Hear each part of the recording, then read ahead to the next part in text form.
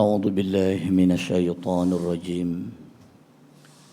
بسم الله الرحمن الرحيم. السلام عليكم ورحمة الله وبركاته. الفاتحة.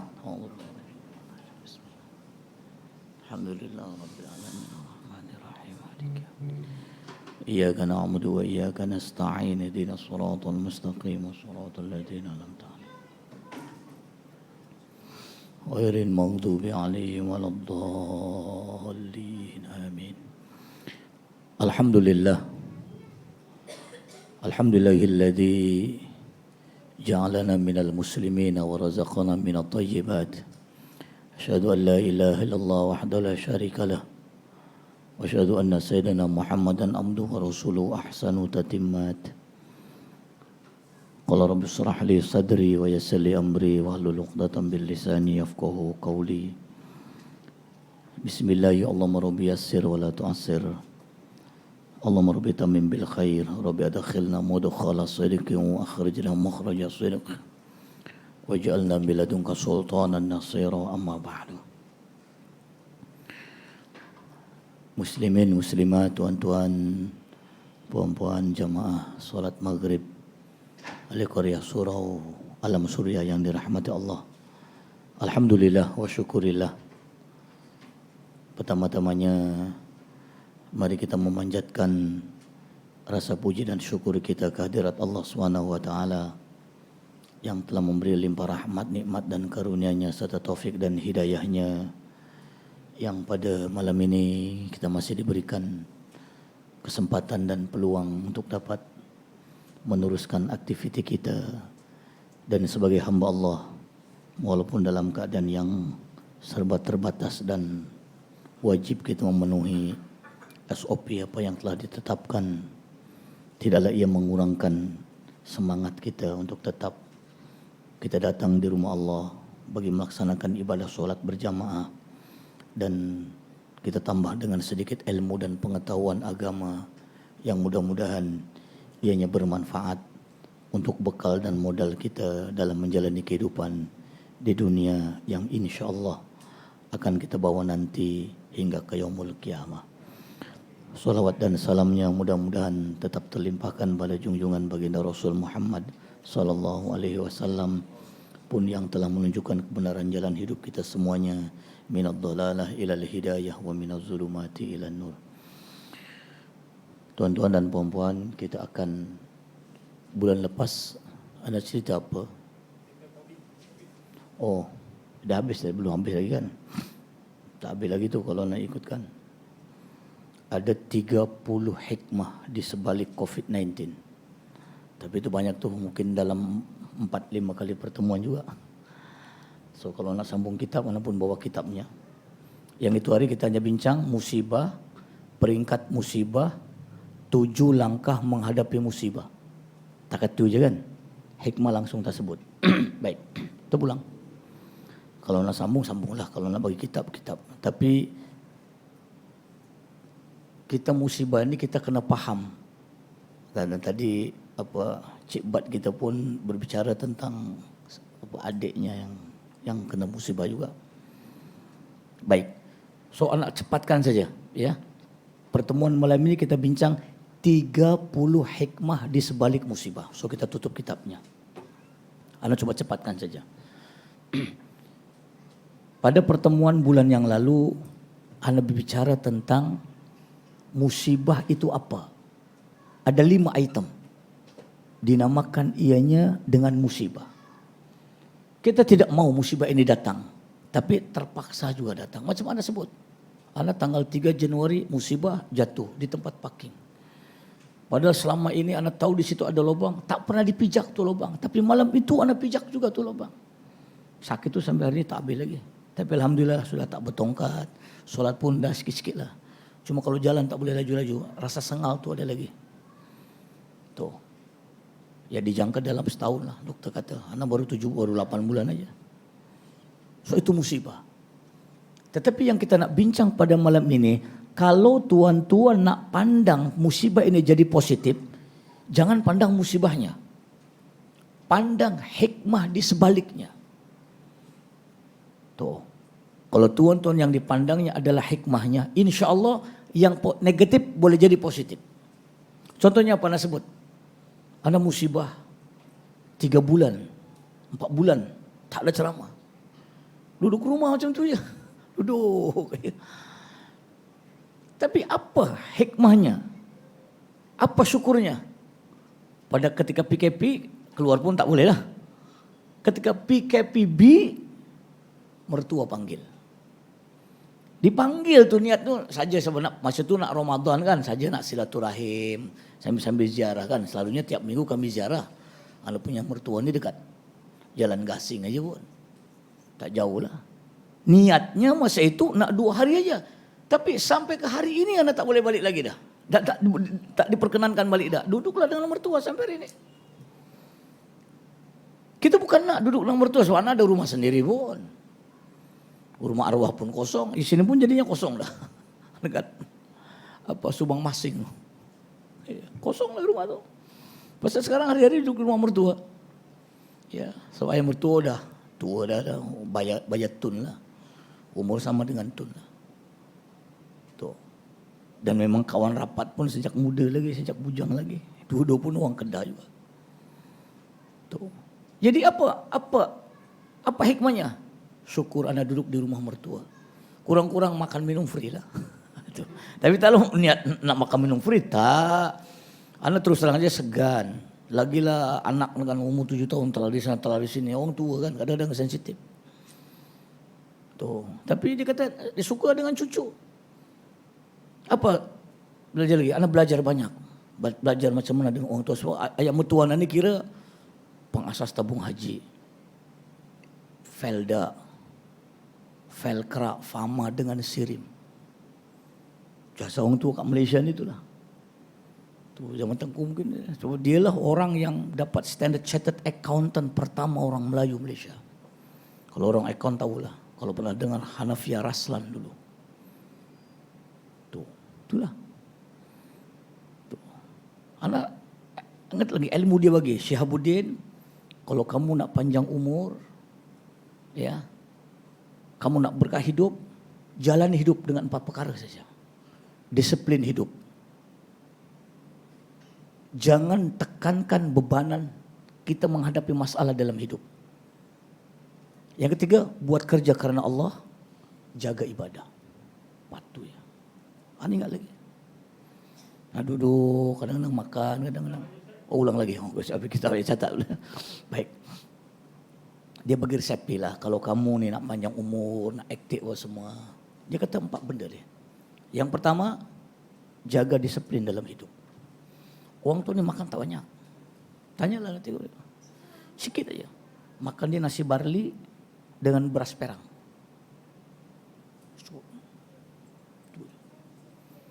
Salad 1 mangkuk tu. Dengan ada jus cawan kecil. Ada 16 macam-macam sayur apa semua lah. Tu, blender tiap hari. Tu. Disiplin aja. Disiplin kita kadang-kadang kita kan banyak tolak ansur lah, lebih kurang sudah. Stay. Tu. Yang kedua, jangan bebankan hidup dengan masalah yang kita tak mampu membawa bebanan tadi. Maknanya apa? Hidup ni orang Jerman kata jangan ngoyo. Ngoyo tu misalnya jangan ditekankan. Jalan. Boleh jalan-jalan, tak boleh jalan diam dulu. Tuh. Ya, jangan kita streskan diri kita dengan bebanan hidup kita nih. Jalan di sana jalan. 2. Yang ketiga, buat kerja karena Allah. Waktu bekerja pun karena Allah jadi banyak macam-macam. Asal Pak Mertua bersara dari dunia dia lah. Tak ada apa. Tak ada gini. Nampak lebih lah, tapi tak ada lebih. Tak ada, hilang bateri ke habis.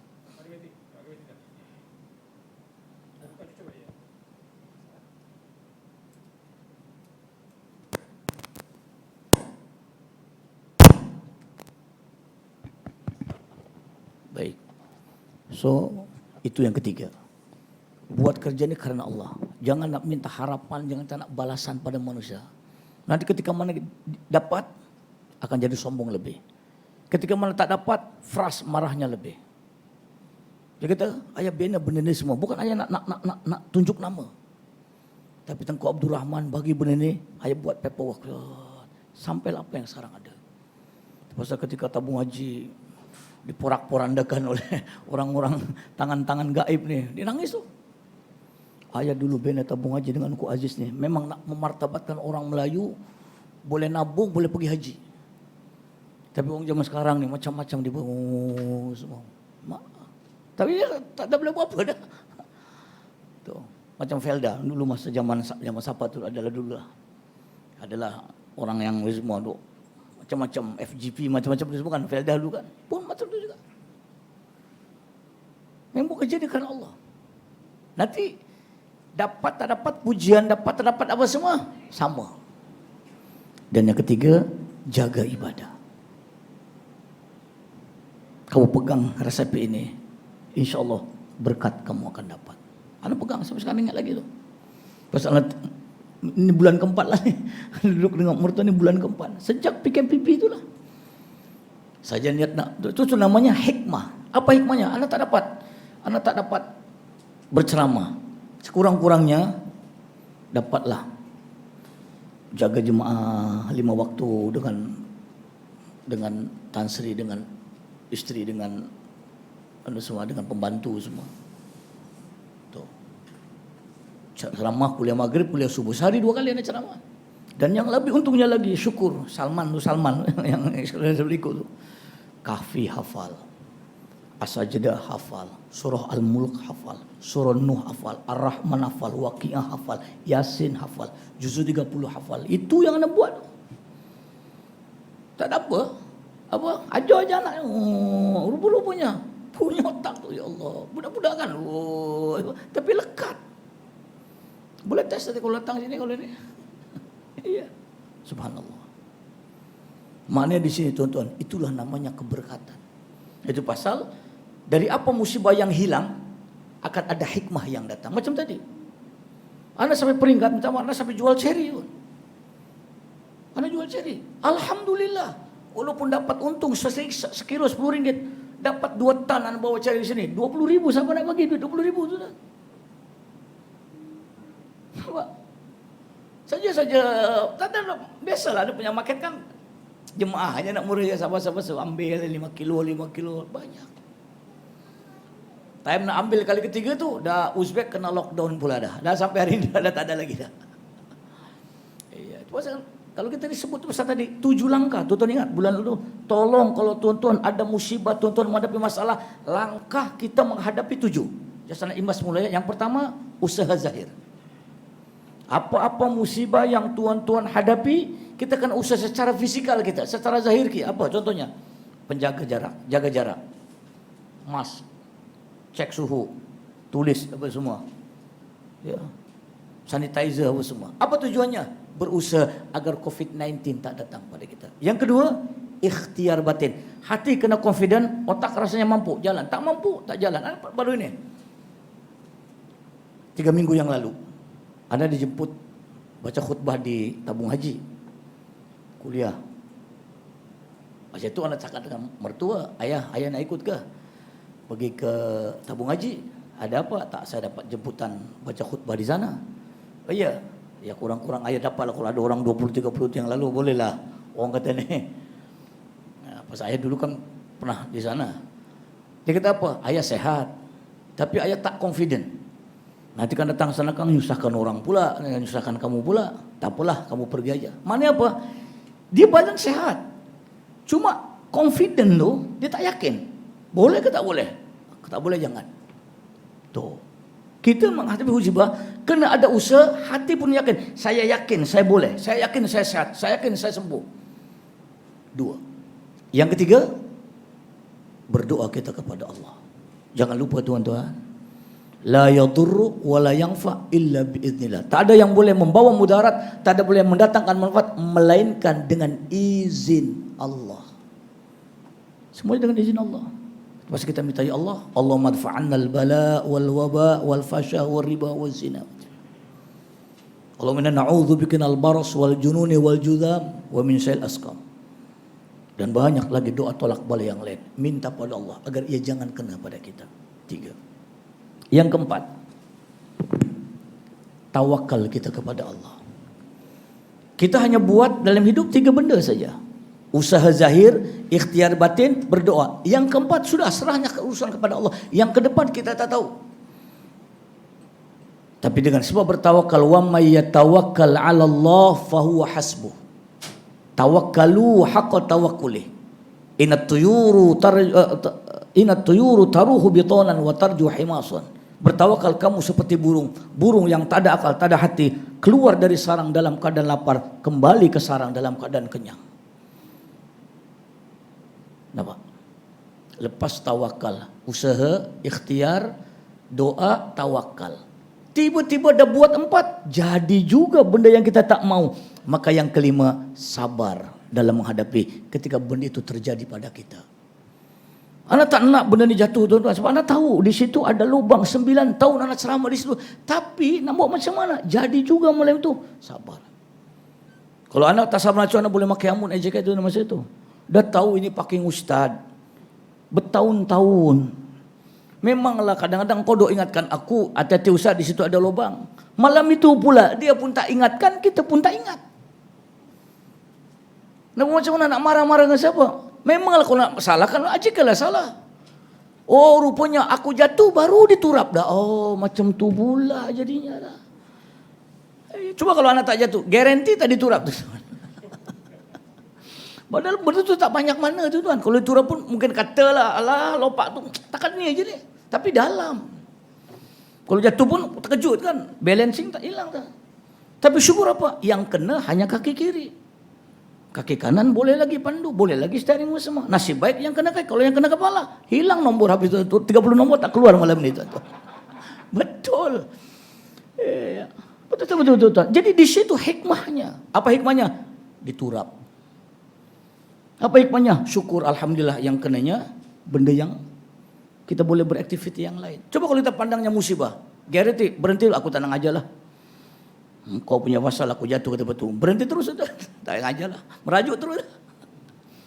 Nampak? Itu pasal kita nak dapat 30 benda ni akan kita bincang. Yang ini dulu tuan-tuan kena faham. Aduh, sampai ingat tuan-tuan. Pasal nak ingatkan diri. Tuh, yang kelima. Ya, sabar dalam menghadapinya. Yang keenam, redo dengan ketentuan Allah. Tuh, kita tak perlu mengkambing hitamkan orang, tak perlu nyalakan orang, tak perlu menghukum orang. Sudahlah, ini ketentuan Allah yang kita kena terima. Hal itu aja lah. Orang kata nak menenangkan hati, dah sudahlah mau macam mana lah, redo aja lah. Tak payahlah saman-saman, kalau saman. Apa tu kan? Dan yang ketujuh, syukuri nikmat yang masih ada. Macam tadi. Tuh. Anak syukur walaupun ceramah tak ada kurang-kurang 5 waktu tetap solat. Ceramah tetap jalan. Tuh. Duduk di rumah mertua kurang-kurang tadi. Dapat ajar anak 24 jam. Saya anak nangis dengan anak tu. Salman, kalau Wali tak cuti, Wali tak boleh ajar Salman macam ni Salman. Dan Wali pun tak tahu Salman punya potensi ni macam mana. Wali baru tahu. So Wali hari-hari duduk. Ya 3 bulan kan. Bulan 3, 4, 5, 6. 4 bulan. Ya, budak-budak kan. Umur 7 tahun. 8 tahun lebih 4 bulan. Budak lari sana lari sini. Tapi rupanya lekat. Kita pun tak lekat juga. Nampak? Tuh. So Ar-Rahman. Pusing-pusing tu tak jumpa Fabi Ayi macam-macam mana yang Fabi Ayi tu. Betul tak betul? Dia hafal Ustaz. Subhanallah. So, kalau 7 langkah ini tuan-tuan pegang, maka akan datang positif dari musibah. Dan malam ini kita bincang hikmah di sebalik musibah ada 30. Tolong ingat, catat kalau perlu. Ini lebih kurang dalam pukul 11 malam nih tuan-tuan. Baik. Apa hikmahnya? Yang pertama, Allah mendatangkan musibah hikmah yang pertama untuk menjadikan manusia ya untuk menjadikan manusia lebih yakin dan percaya kepada Allah Subhanahu wa taala. Baik, itu yang pertama. Agar manusia ya lebih yakin dan percaya kepada Allah. Tuh, mungkin selama ini kita halah apa saja. Dah kena dah jadi barulah. Tuh. Kadang-kadang musibah ini boleh menjadikan seseorang bertambah mantap dan kuat iman dan keyakinannya. Itu hikmah yang pertama. Allah datangkan musibah ini nak meyakinkan hambanya kepada Sang Khalik, kepada Sang Penciptanya. Walau macam mana pun kita kena yakin tuan-tuan. Tuh, ya walaupun adalah khabar angin, COVID-19 ini adalah ciptaan saintis semua. Yang pasti ini semua adalah ketentuan. Kita yakin. Benda yang lain tolak tepi dulu lah.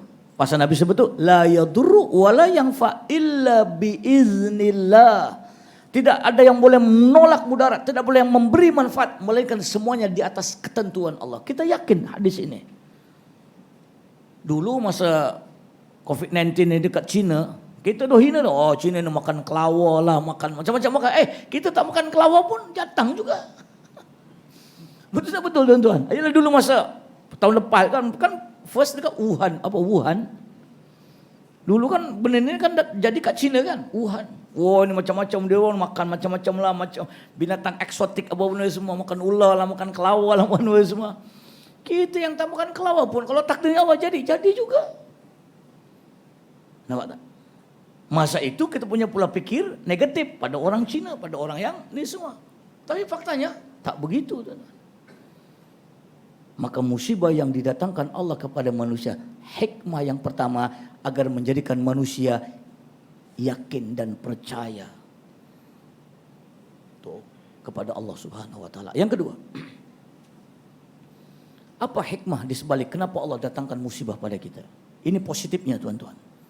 Tuan-tuan nanti cek dari 30 item ni agak-agak kita ni yang mana ada pada kita. Anda tidak tahu. Yang pasti anda ingat apa yang musibah datang mungkin ini. Agaknya macam itulah.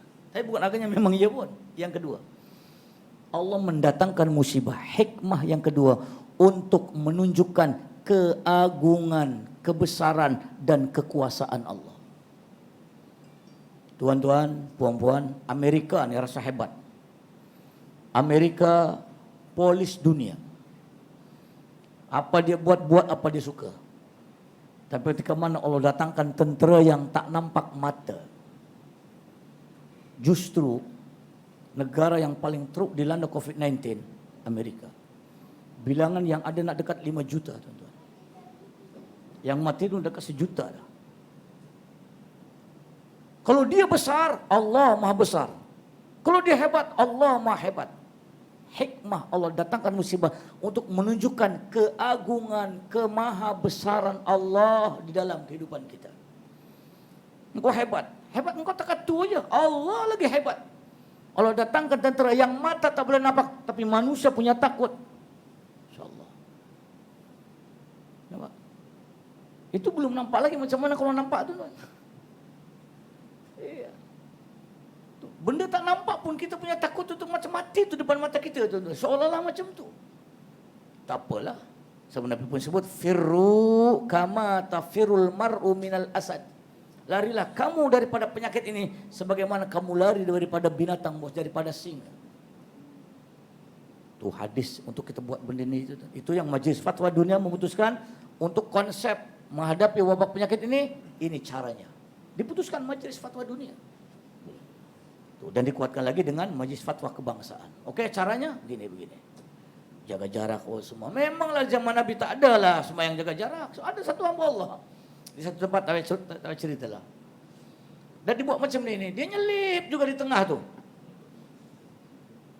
Jadi jemaah nak tegur pun rasa segan kan. Rasa tak. Yalah orang tua kan. So dia tanya lah, Ustaz, tegurlah Pak Citu, kita dah ni semua kan kalau ada apa spy datang kan suruh pula kena tutup pula. So anda pun cakap lah. Saya kata, Pak Cik, apa masalahnya? Ustaz, Kan Nabi suruh berjamaah ni rapat-rapat, lurus dan rapatkan saf. Dia pakai hadis pula. Ini manusia punya kerja ini Ustaz. Kita nak taat sangat pada manusia, buat apa? Kenapa kita takut sangat dengan manusia Ustaz? Saya kata Pak Cik, bukan bab takut tak takut. Ini keputusan Ustaz. Keputusan, tapi ini bercanggah dengan dalil. Dalam hati ni degil juga orang tua ni. Jadi anak pun fikir macam mana cara nak melemahkan orang tua ni.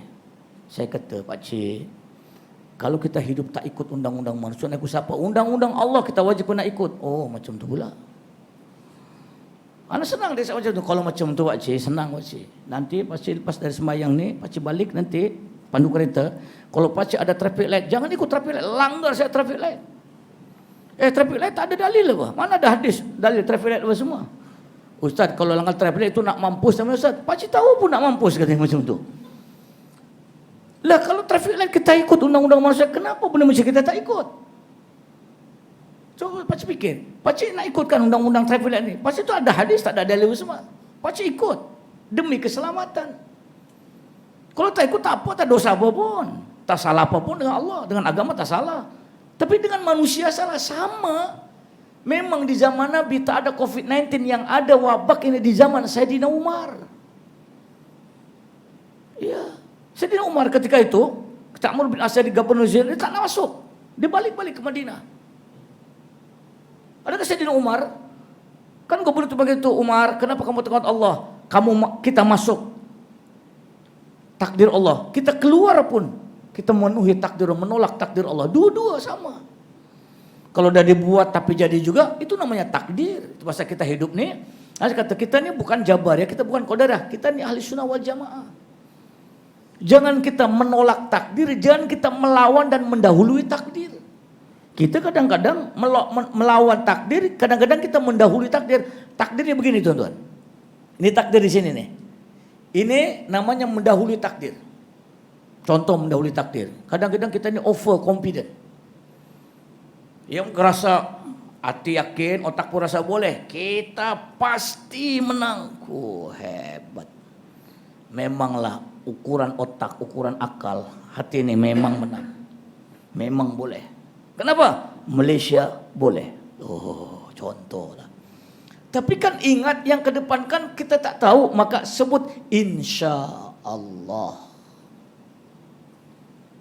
Agar kita jangan mendahului takdir Allah, kalimat yang diucapkan adalah kalimat insya Allah. Jika Allah menghendaki, insya Allah kita menang. Tuh, kan begitu. Nah, dah jadi. Tuh, kita tak redha. Ini semua engkau ni, engkau. Tuh namanya melawan takdir Allah. In khairun faminallah wa in syarrun famin nafsik. Yang baik datang dari Allah, lemah dan kurang itu kelemahan diri sendiri. Tuh dalilnya. Jadi kita dalam hidup macam itu tuh. Allah mendatangkan musibah, apa dia? Untuk menunjukkan keagungan, kebesaran Allah Subhanahu wa taala. Yang kedua, yang ketiga. Apakah hikmah di sebalik Allah datangkan COVID-19? Hikmah yang ketiga, datangnya COVID-19 adalah untuk menunjukkan kehinaan, kehambaan, kerendahan manusia di hadapan Allah. Apa sih kita nak sombong-sombong, tuan-tuan? Kita ni hina, kita ni hamba. Itu pasal tuan-tuan, manusia, nas, insan. Ini kalimat kalau dibolak-balik maknanya sama. Qul a'udzu birabbin nas, malikin nas. An-nas maknanya pelupa. Insan tempatnya lupa. Manusia sentiasa lupa. Itu kalimat bahasa Arab, dibolak-balik maknanya sama. An-nas. Kan apa an-nas kan manusia kan? Tuh. An-nas mana apa? Pelupa. Bukan Melayu saja muna lupa. Tak, memang manusia ni lupa. Macam tadi anda sebut. Anda 9 tahun ceramah tak lupa, tapi malam itu lupa. Nah, macam mana namanya orang lupa kan? An-nas. Insan. Tempat lupa. Ini permainan bahasa Arab lah kalau tuan belajar ilmu sorof. Tuh, manusia sentiasa lupa. So kalau tuan ada rasa hebat, rasa megah, kita ni hamba, kita ni hina, kita ni rendah, tuan-tuan. Allah mendatangkan musibah kepada manusia untuk menunjukkan yang kita ni hamba, yang kita ni hina, yang kita ni rendah di mata Allah Subhanahu wa taala. Tadi nak menunjukkan yang Allah ni Maha Agung. Itu pengajaran yang ketiga. Allah mendatangkan musibah agar manusia menghinakan diri, merendahkan diri, menghambakan diri di hadapan Allah. Itu hikmah yang ketiga. Yang keempat. Ini harapannya yang keempat lah, tapi nampak belum ada harapan juga. Apa hikmah Allah datangkan musibah? Allah datangkan musibah, hikmah yang keempat, agar manusia rajin dan taat dalam melaksanakan perintah Allah di dalam ibadah. Agar manusia menjadi insan yang rajin dan taat dalam melaksanakan amalan ibadah kita kepada Allah. Harapan musibah datang dia lepas dulu kan, masa surau belum dibuka bising-bising punya bila pula dah dibuka ni, apalah dah dibuka surau, muka yang sama juga yang datang tu. Patutnya musibah datang rajin, kita dekat, kita taat, kita pada Allah. Itu sebenarnya musibah yang didatangkan Allah. Tapi jalan mau macam mana tuan-tuan? Kita sadar kita hidup ni hanya ada dua kutub. Kutub positif, kutub negatif. Benda yang baik, benda yang buruk. Benda yang baik ada namanya hidayah. Dan hidayah hanya diberikan Allah kepada siapa yang dikehendaki. Tuh, namanya dunia. Tuh, namanya kerja, namanya harta, ada namanya nafsu. Nafsu, iblis dan syaitan yang bimbing. Iblis dan syaitan tidak pilih-pilih. Nampak tak? Jadi tuan-tuan, puan-puan adalah orang yang terpilih, yang dipilih oleh Allah untuk datang istiqomah dalam melaksanakan ibadah. Kenapa? Hikmah musibah agar menjadikan manusia lebih taat dalam melaksanakan ibadah kepada Allah Subhanahu wa taala. Itu tujuan Allah datangkan musibah. Ya mungkin masa belum sehat semua dunia dah ada musibah ni, barulah nampak surau, barulah nampak majlis ilmu. Kadang-kadang ada tuan-tuan. Iya, ada satu hamba Allah. Dia kaya. Lepas tu dia pension dapat. Pension banyak lah, tak tahu lah dia kerja kat mana. Tapi banyak pension tu. Duit pension tu sampai habis tuan-tuan. Semua apa projek yang dibuat semua tak menjadi. Simpanan apa, KWSP apa macam lah. Habis, ratus ribu dah. Dia pun pening. Tuh. Yang kerja 38 tahun ke berapa, tak tahu lah dia kerja berapa lama itu, sampai umur 60 lebih, sampai habis simpanan tu. So anak kata apa? Saya kata, Tuan, ialah mungkin Tuan dulu duduk dekat, masa itu anak murid anak dekat Damansara.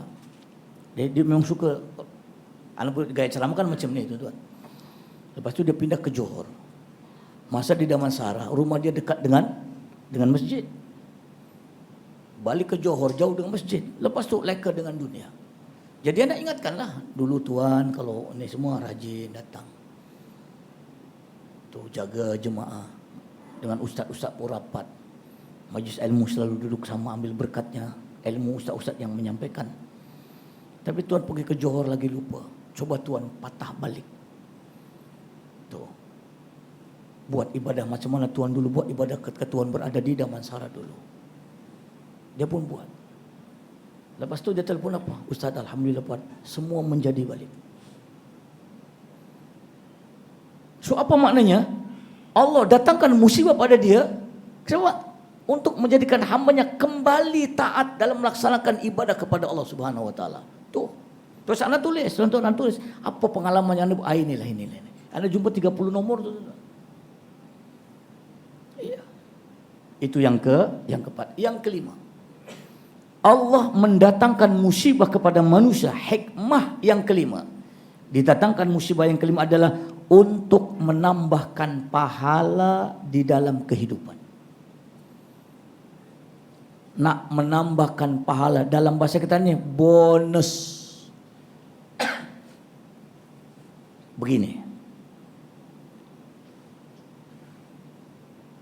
sholat berjamaah, contohnya sajalah, tuan-tuan datang ke surau, berjamaah di surau atau masjid, Allah bagi pada tuan-tuan 32 kelebihan. Dua benda saja, datang ke surau, berjamaah dalam surau. Kelebihan yang Allah bagi pada tuan-tuan 32. Ana sebut 6 saja. Tuh. Yang 26 tahun depan kita bincang. Contoh nak sebut macam mana Allah bagi. Oke, apa kelebihannya? Satu, niat. Saya niat nak berjamaah di surau. Yang kedua, berjalan. Berjalan setiap langkah Allah beri 3. Satu pahala, satu hapus dosa, satu diangkat martabat. Ala kulli khutwatin hasanatun wa tamhu sayyatan wa turfa'u darajatan. Setiap langkah tuan-tuan menuju ke tempat ibadah, Allah tulis 3. Satu pahala, satu hapus dosa, satu diangkat martabat dan derajat.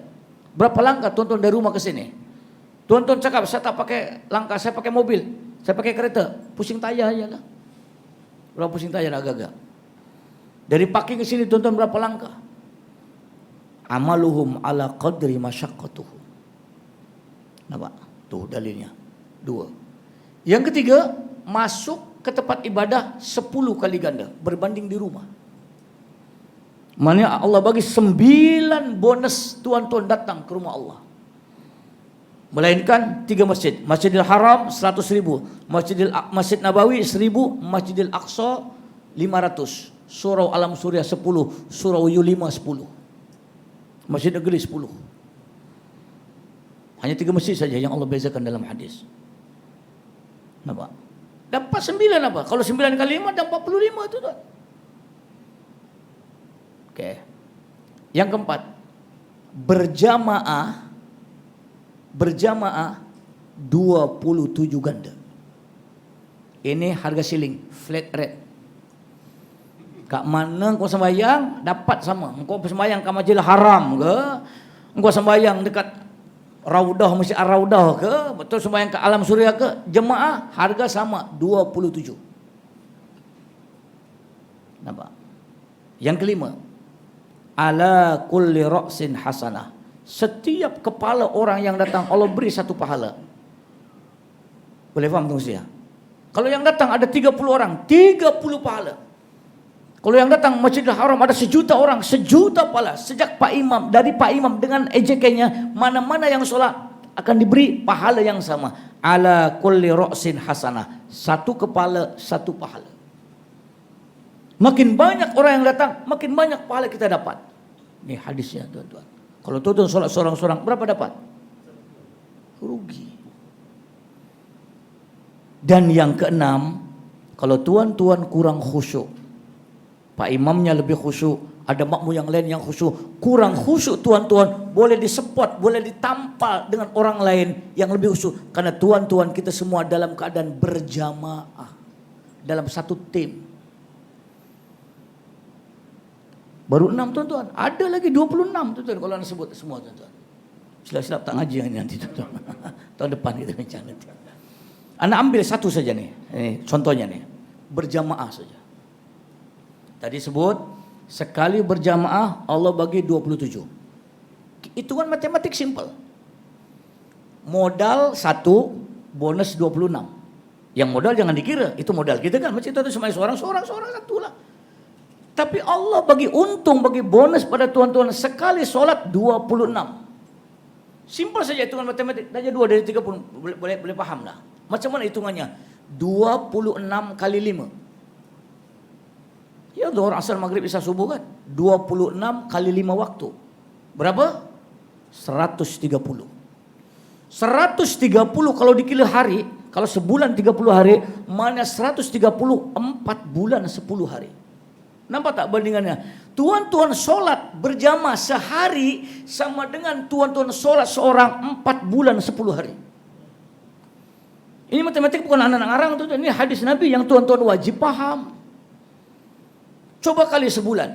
130 kali 30 hari. 3.900. 13 kali 3 lah. 3.900. Oke. 3.900. Kalau setahun 360. Ini kalender Islam ya. Kalender Masehi 365. Nah, kalender Islam saja. Kalau setahun 360, maknanya 10 tahun 3.600. Ada lebih 300. 300 mana 10 bulan. Ingat, sebulan tuan-tuan jangan miss berjamaah. Sama dengan tuan-tuan sholat sendiri 10 tahun 10 bulan. Betul Nabi kata, "Lau ya'lamunan nasa ma fil jamaah la atau bihi walau habwan." Kalau orang tahu bagaimana hebatnya datang berjamaah, mereka akan sanggup datang dengan merangkak-rangkak kaki sekalipun. Tuh hadisnya. Berapa kerat orang yang paham matematik ini tuan? Tak banyak. Tuan. Matematik lulus tapi berjamaah banyak yang tak lulus tuan. Hitungan simple. Tuan-tuan inilah orang yang paham macam mana matematik berjamaah. Saudara kita di luar sana, dia paham matematik berjamaah, tapi hidayah belum dibukakan oleh Allah. Itu saja. Kita bukan menyalahkan, kita doakan mudah-mudahan matematik ini sampai kepada dada-dada mereka Allah bukakan, agar surah kita ini bertambah imarah dengan asbab musibah yang Allah datangkan. Itu saja. Ini baru mukadimah nih tuan-tuan, dah nak insyaallah dah. Itu yang keberapa tadi? Tuh, yang kelima. Tuh, mari tuan-tuan. Itu satunya tuh. Nah, sekarang tadi 27 itu harga normal. Tuan-tuan datang ke sini, badan sehat semua oke. Tapi kalau tuan-tuan datangnya dengan kondisi yang tidak normal, minimal Allah gandakan 10 kali ganda sampai 1000 kali ganda. Boleh faham tak usia? Tuan datang harga 27 sehat, semua oke. Tapi tuan datang dengan betongkatnya lah, dengan lutut sakitnya lah, dengan kepala peningnya lah, dengan poket mani keringnya lah, macam-macam semua tuan. Tapi tuan datang berjamaah steady aja, macam tak ada apa. Allah berikan pada tuan lipat kali ganda, paling minimal 10 kali ganda. Kalau harga normal 27, untung 26. Orang yang ada mudarat, ada masyakat, ada kepayahan, Allah bagi 270. Mana 269 bonusnya. Itu pasti kalau tuan ada musibah, ada masalah, jangan tambah malas. Kenapa? Karena Allah tambahkan pahala pada kita dengan asbab musibah yang didatangkan Allah kepada kita. Kalau tuan-tuan betul ada iman takwa, tuan-tuan betul-betul ada ilmu pengetahuan agama kita, insya-Allah musibah akan menjadikan kita tetap semangat. Apa contohnya? Minta maaf, anak bukan puji diri sendiri tuan-tuan. Dokter masa anak sakit, diarahkan anak paling tidak pun sebulan anak kena rehat. Sampai orang mau marah, awak ni degil sengaja. Anak marah lah, janganlah cakap macam tu. Iyalah dokter suruh rehat-rehat lah. Tuan-tuan boleh bayang tekangkang, kaki ke atas, itu tuan bantal tinggi-tinggi macam tu, gantung apa semua. Yang sakit ni kaki kiri, kaki kanan tak sakit, pandu kereta boleh, otak boleh berfikir.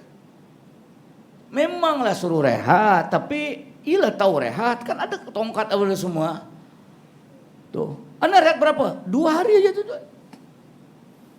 Gagah juga pergi juga. Cuma bukan datang, dah lah Ustaz, rehatlah Ustaz.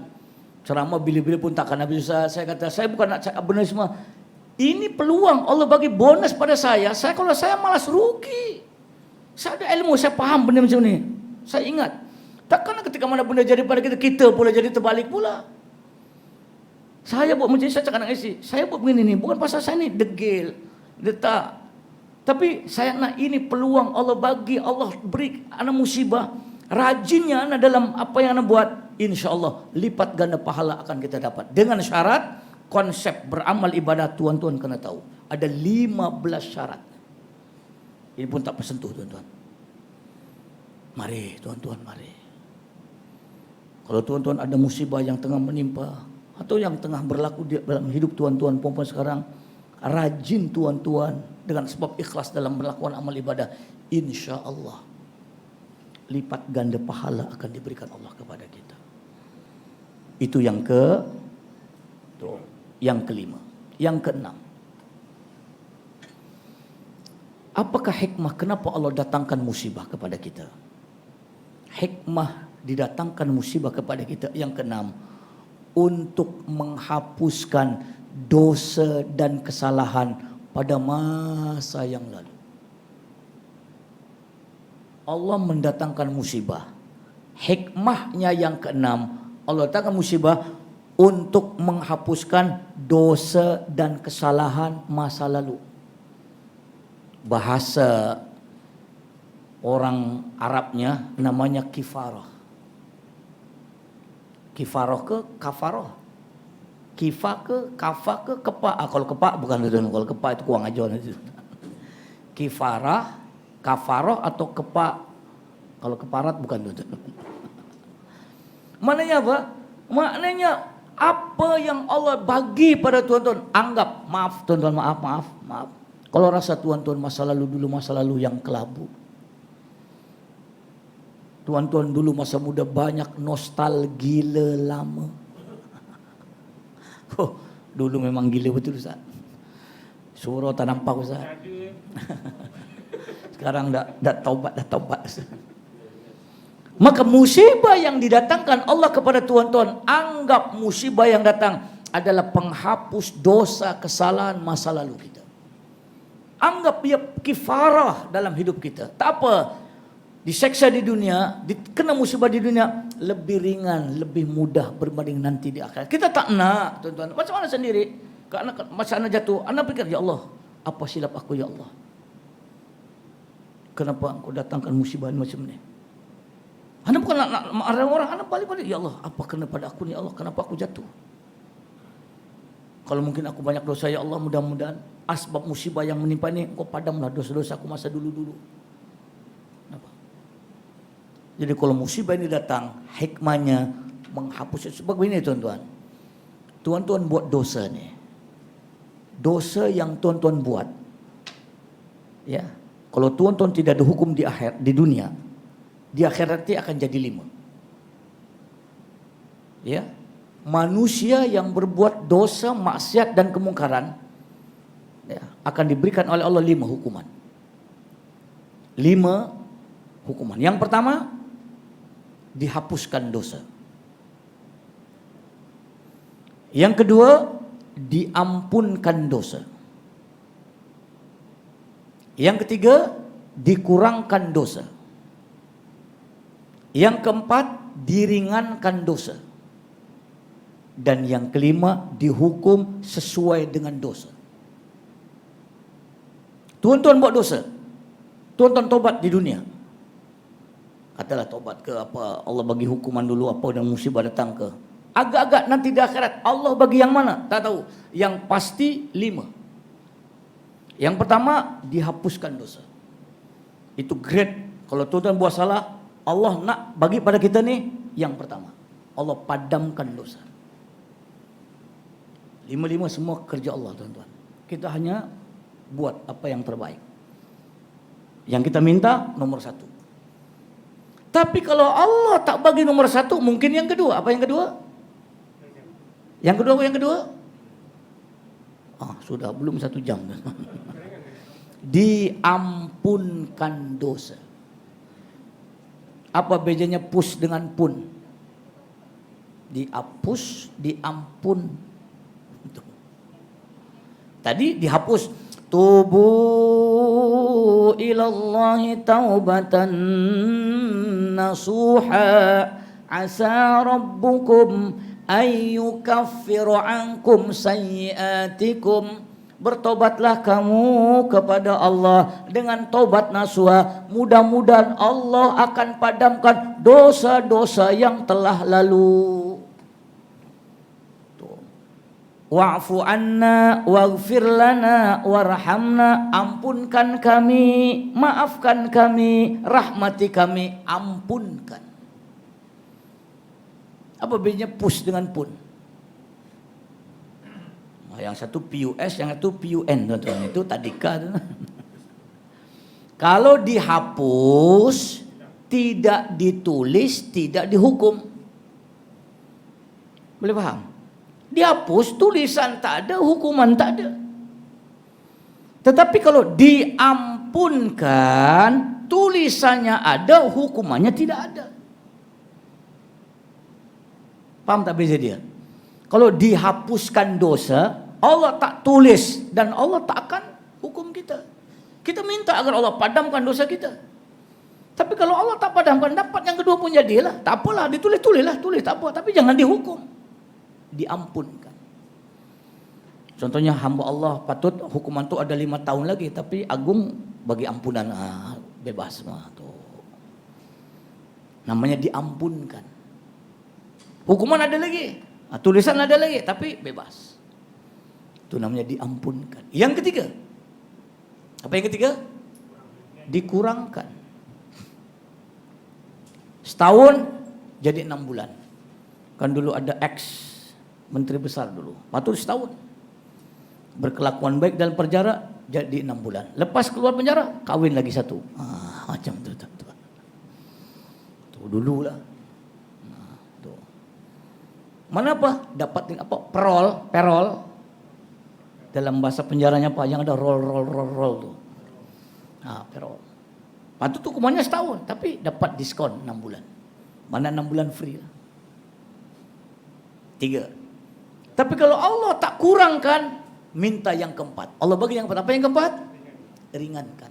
Di dalam hadis Abu Dawud, inna ahwana azaban yaumal qiyamati la rajulun yudau tahta qadamai jamratun minan nari fayughliya dimagu. Seringan-ringannya azab yang diberikan Allah kepada manusia hanya seorang laki-laki. Diletakkannya seketul bara dari api neraka dan dipijak dengan kakinya, menggelegak mendidih otak kepalanya. Semua ulama hadis, seorang laki-laki yang dimaksudkan adalah Abu Talib. Kenapa Abu Talib dapat azab yang paling ringan? Karena Abu Talib walaupun dia tak Islam, dia backing dakwahnya Nabi. Maka dapat hukuman yang keempat. Nampak? Tuh, so kalau Abu Talib tak Islam pun dapat ringan, kita mudah-mudahan. Tapi jangan pula kalau macam tu buat jahat tak usah, kurang-kurang. Aku bukan Abu Talib. Kalau Abu Jahal lagi teruk tu. Macam tu pula. Dan yang kelima, kalau 1, 2, 3, 4 tak dapat, maka yang original yang kelima. Apa yang kelima? Allah hukum setimpal dengan apa yang dilakukan. Tuan-tuan jangan komplain. Allah Maha Adil. Yang mana Allah bagi? Yang pasti kalau tuan-tuan buat dosa, maksiat dan kemungkaran, 5 salah satu pasti ada. Yang mana Allahu a'lam, mana pun tak tahu tuan. Yang pasti kita semua jika buat dosa dan maksiat, kembalilah ke pangkal jalan. Dan satu di antara asbab Allah datangkan musibah, mudah-mudahan musibah yang datang Allah padamkan dosa kita yang dulu-dulu. Dapat nomor 1. Maka diberi dulu di dunia. Itu kalau tuan-tuan ada musibah, tuan-tuan masa lalu kita ini banyak benda-benda negatif, anggap ia adalah penghapus dosa masa lalu. Habis cerita. Tak payahlah ningkau semua ningkong dikambing hitamkan orang, tak guna tuan. Disalahkan soal gini-gini, memang asbabnya memang dia. Itu kan asbab saja. Wa ja'alallahu likulli syai'in sababa fa asba'a sababa. Setiap sesuatu yang berlaku pasti ada sabab musabab. Tapi semua kan balik pada hadis tadi, la yadurru wa la yanfa illa biiznillah. Tuh, itu hikmah yang ke-6. Yang ke-7. Apakah hikmah kenapa Allah mendatangkan musibah? Agar musibah ini jadi positif pada tuan-tuan. Hikmah yang ke-7, Allah mendatangkan musibah kepada kita. Hikmahnya adalah untuk mengangkat martabat dan derajat manusia ke tempat yang lebih tinggi di sisi Allah. Ulangi. Allah menimpakan musibah kepada kita. Apa hikmahnya? Apa tujuannya? Tujuan yang ke-7, Allah menimpakan musibah untuk mengangkat martabat dan derajat manusia ke tempat yang lebih tinggi, pada kedudukan yang lebih tinggi di sisi Allah. Untuk memahami item ke-7 ini mudah. Musibah yang ke-7 ini dalam bahasa orang sekolahnya, dalam bahasa pendidikannya, final exam. Mungkin di mata Allah tuan-tuan ini masih anak sekolah rendah. Allah nak naikkan derajat tuan-tuan kepada anak sekolah menengah. Diberinya final exam namanya UPSR. Apa tujuan Allah bagi UPSR? Untuk tuan-tuan naik pada tingkatan 1. Setakat ini darjah 6 saja. Mungkin di mata Allah tuan-tuan baru anak tingkatan 3. Ini manusia, ini hamba aku nih nak naikkan lagi derajat lebih tinggi. Diberinya exam namanya PT3. Mungkin di mata Allah tuan-tuan masih anak tingkatan 5. Kamu sudah layak duduk di universiti ini. Maka diberinya final exam yang namanya SPM. Anggap musibah ini adalah final exam dalam pendidikan kita. Jadi jangan tuan-tuan marah, jangan tuan-tuan kecewa, jangan tuan-tuan sedih. Anggap, kalau tuan-tuan tak ada dosa, anggap musibah ini adalah untuk mengangkat derajat yang lebih tinggi di sisi Allah. Itu saja. Kalau tuan-tuan kecewa, marah orang, semua, tak dapat benar itu. Itu pasal ambil hikmahnya. Yang mana? Itu tuan-tuan punya pasal. Ini hikmah yang ke-7. Yang ke-8. Apakah hikmah di sebalik kenapa Allah mendatangkan musibah? Hikmah yang ke-8 Allah datangkan musibah kepada tuan-tuan, puan-puan sekalian. Hikmah yang ke-8 untuk menguji tahap kesabaran manusia di dalam kehidupan. Ulangi. Allah menimpakan musibah. Hikmah yang ke-8 untuk menguji kesabaran manusia dalam menjalani kehidupan. Tuan-tuan, sabar nih. Kata Imam Al-Ghazali ini ada 10. Yang kita bincang ini 1 aja lah. Tapi ada 9 yang lain. Nanti dari 10 ada 3 jawaban. Jadi 13 lah. Anda sebut cepat saja. Tuan-tuan tak payah tulis. Sabar ketika timpa musibah ini kita bincang. Musibah yang datang tadi sebut sabar. Hikmahnya musibah ini untuk menguji sabar. Tuan-tuan sabar kata. Sabar dalam musibah. Musibah ada 3 peringkat. Ada 5 syarat. Banyak lagi tuan-tuan. Yang kedua, sabar dalam nikmat. Allah bagi nikmat sehat, Allah bagi nikmat harta, sabar. Jangan jolih, jangan boros. Yang ketiga, sabar dalam taat. Mentaati Allah, beribadah kepada Allah, perlu sabar. Wasta'inu bis-sabri was-shalah. Minta tolong pada Allah, sabar dan solat. Karena solat ini berat. Illa alal khashi'in. Melainkan pada orang khusyuk. Al-Baqarah 34. Beribadah kena sabar. Tuan-tuan melayan. Karena suami, sabar kita sabar. Tuan-tuan melayan. Celoteh istri, sabar kita sabar. Tak sabar dah lama dah Ustaz. Sabar. Haji, oh sabar. Lagi yang sekarang tak pergi haji pun sabar. Tuh. Yang keempat, sabar dalam dosa. Menjauhkan dosa, menjauhkan maksiat, kena sabar.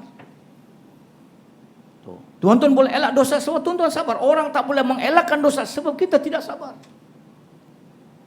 Yang kelima, sabar dalam bergaul. Bergaul dengan orang kena sabar.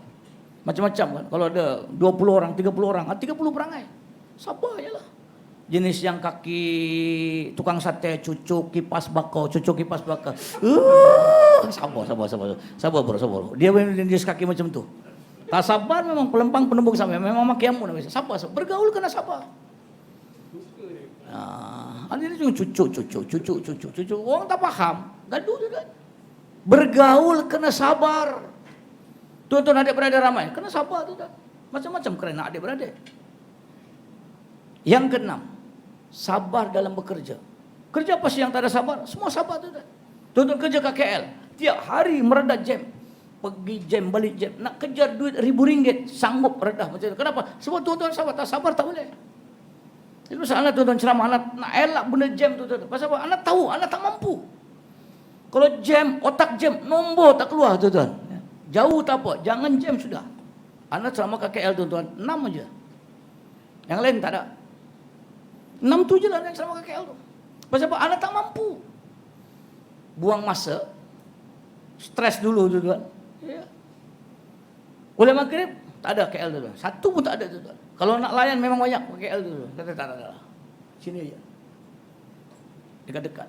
Siap bagi offer lagi. Saya kata bukan offer tak offer ke. Saya nak keselesaan dalam menyampaikan ilmu. Senang. Ya. Gambarnya. Tuh, sabar dalam bekerja. Yang ketujuh, sabar dalam belajar. Orang belajar ni kena sabar. Tuh, tengok tuh sabar tak sabar. Orang zaman dulu belajar, tok guru tak bawa kitab. Anak murid bawa kitab. Sebab tok guru sudah alim. Anak murid boleh alim, anak murid. Akhir zaman ni tok guru tak bawa kitab, anak murid tak bawa kitab sebab dua-dua sama-sama alim. Itu beda dia. Balik ke rumah, ustaz ceramah mantap. Nombor banyak. Apa? Aku pun tak tahu apa ustaz ceramah tadi. Paham tak paham, bawa paham sudahlah. Sabar, orang belajar kena sabar. Anak pijak bumi Malaysia 11 November 95. 24 tahun tuan. 90 ya betul lah. Hari keempat anak pernah cerita, hari keempat duit hilang tuan.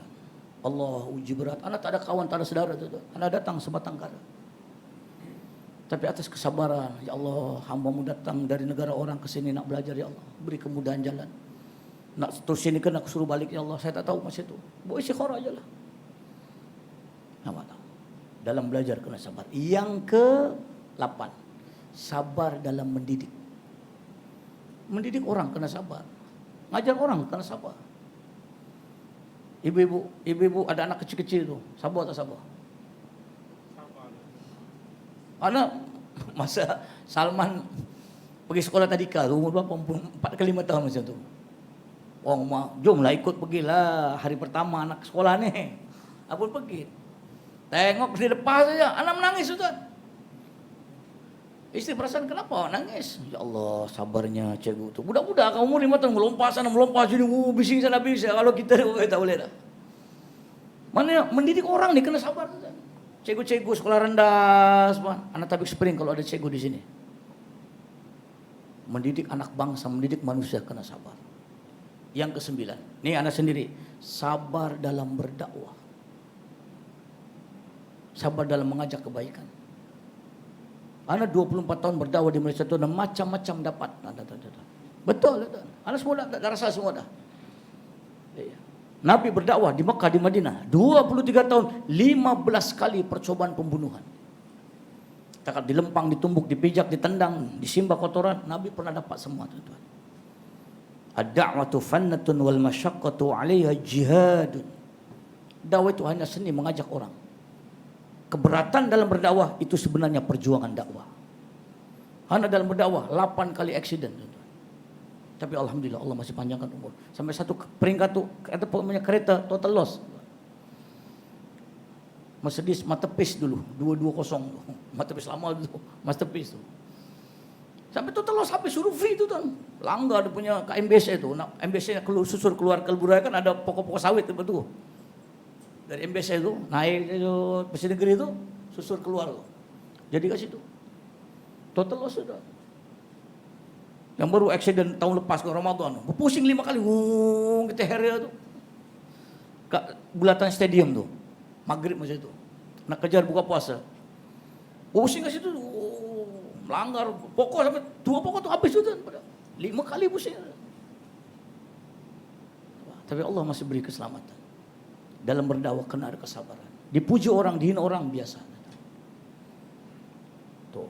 Anak tanggung semua risiko. Karena anak sedar, orang berdakwah kena sabar. Risiko mesti ada tuan. Dan Nabi sendiri sebagai contoh bagaimana Nabi berdakwah. Dan yang ke-10, sabar dalam berjihad. Sabar dalam berjuang. Pasal ada slogan, perjuangan belum selesai.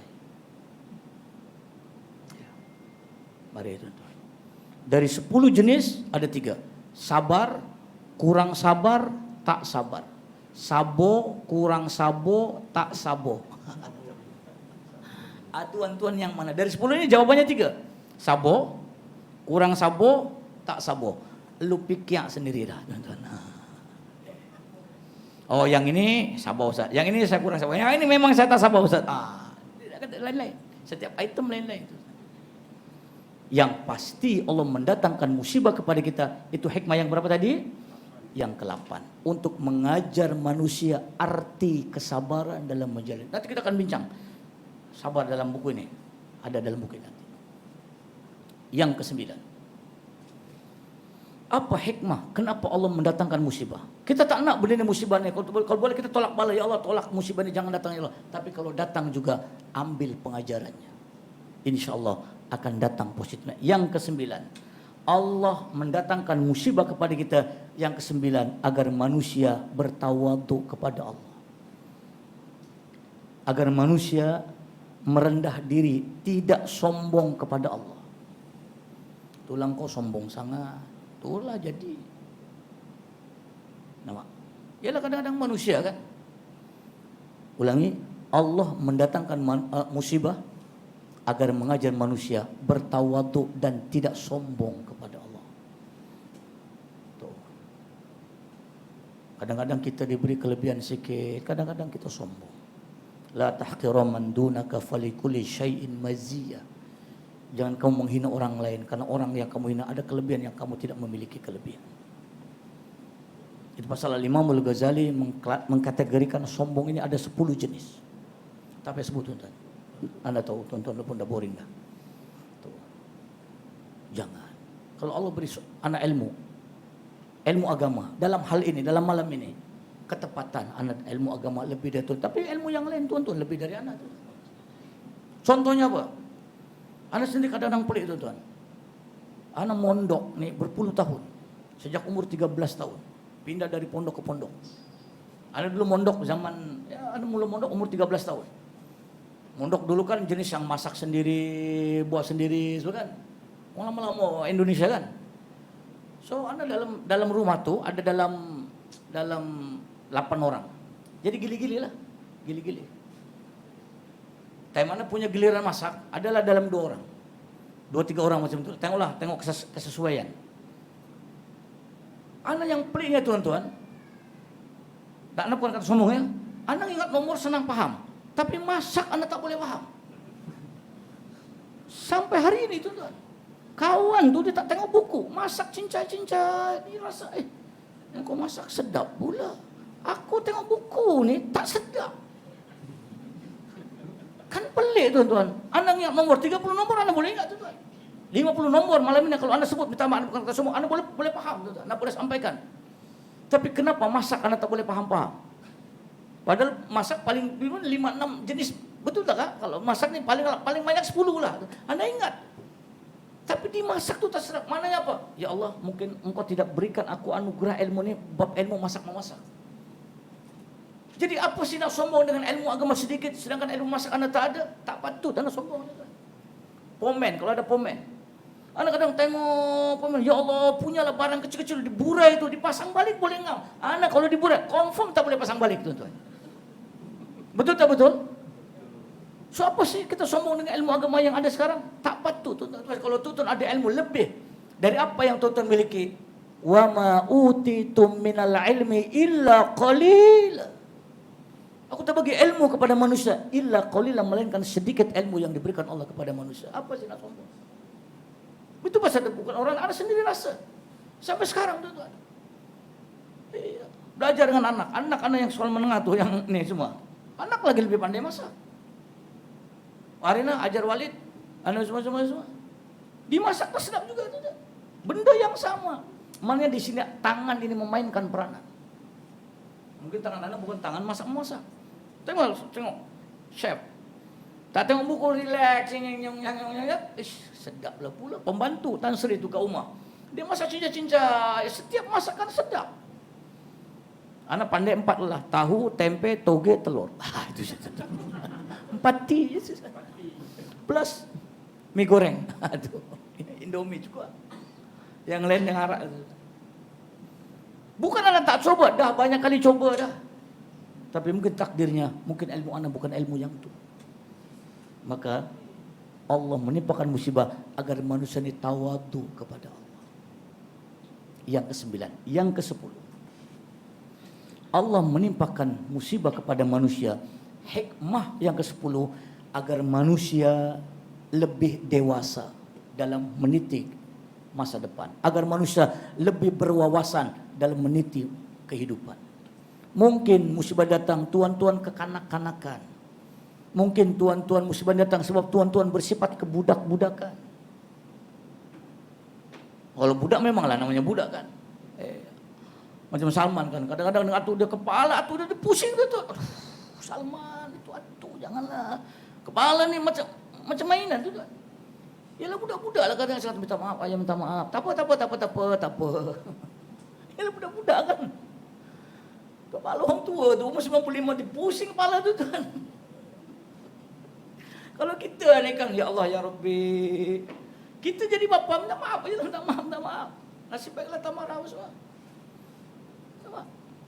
Mungkin musibah yang datang sebab tuan-tuan bersifat kekanak-kanakan, bersifat kebudak-budakan. Maknanya musibah datang mengajar tuan-tuan hidup lebih dewasa, menatap ke hadapan yang lebih jauh. Ya begitu tak apa. Kadang-kadang kita ini kurang fikir, kurang berwawasan. Tuh jadi coba fikir dulu apa semua kan. Itu yang ke-10. Yang ke-11. Apakah hikmah kenapa Allah datang musibah? Yang ke-11. Bulan depan kita sambung jawabannya. Insya Allah. Jadi tuan-tuan, ya insya Allah kita akan sambung lagi. Ya. Apa dan kenapa Allah datangkan musibah? Mari kita belajar. Bukan kita menyalahkan sesiapa, bukan kita nak menghukum sesiapa, bukan kita nak menuduh sesiapa. Tapi ambillah musibah yang datang. Mungkin salah satu hikmahnya, walaupun hanya 10 malam ini kita bincang, mungkin salah satunya ada pada diri tuan-tuan, puan-puan sekalian. Dan mudah-mudahan musibah ini dapat nilai yang positif, yang lebih baik. Meskipun musibah ini tetap datang kepada kita juga. Jadi tuan-tuan, takat ini saja dululah perkongsian kita pada malam ini. Mudah-mudahan dari apa yang dikongsikan dapat memberikan sedikit gambaran. Ya, tuh. Ya, baik, ya. Mungkin ada soalan? Ada pertanyaan? Ada. Dari hikmah musibahnya. Kita masih banyak lagi sebenarnya, masih banyak lagi. Ya. Ada muslimat, ada soalan kan? Baik, so kalau tidak ada itu sajalah perkongsian kita malam ini, dan mari kita sudahi majelis kita malam ini dengan bacaan doa Al-Fatihah.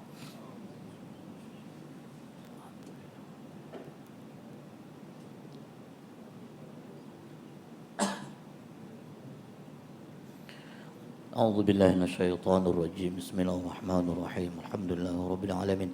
Wa bihi nasta'in ala umuri dunya waddin wa ala alihi wa sahbihi ajmain. Amin ya rabbal alamin. Allahumma anfa'na bima 'allamtana wa 'allimna bima yanfa'una. Allahumma nawwir qulubana bi nuri hidayatika wa nawwir al-'adham nuri syamsik. Rabbana 'alaika tawakkalna wa ilaika nabna wa ilaikal masir. Rabbana atina fid dunya hasanah wa fil akhirati hasanah wa qina 'adzaban nar. Wa sallallahu ala sayyidina Muhammad walhamdulillahi rabbil alamin. Taqabbalallahu minna wa minkum. Assalamualaikum warahmatullahi wabarakatuh.